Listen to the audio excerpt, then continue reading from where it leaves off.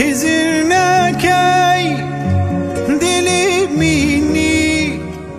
شوانێگارە ئەو گۆرانیەی کە لە ڕێەوە زەکەریا قسەی ئاراستەی سەدام حوسێن کرد. ساڵی 1991 ساڵی ڕاپەڕینی کوردستان بوو لە ژێر دەسەڵاتی ڕژێمی بەعەز.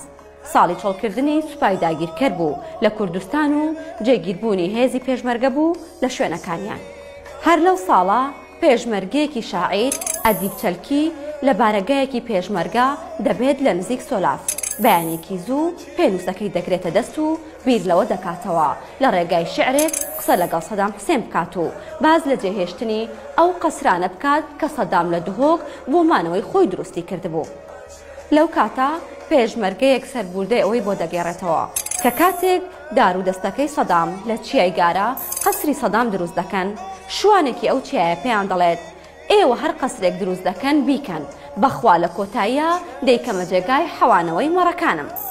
سەربوردەیەم شوانە دەبێتە هۆکاری ئەوەی ئەدیب چەلکی ناونیشانی شعرەکەی بکاتە شوانێگارە و لە ڕێگای شعرەوە بڵێتە سەدام حوسێن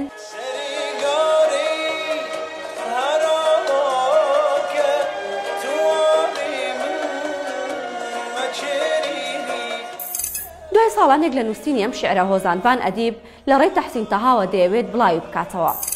بەڵام مەرگی تەحسین تەها ئەم هەوڵەی ئەدیب دوا دەخات.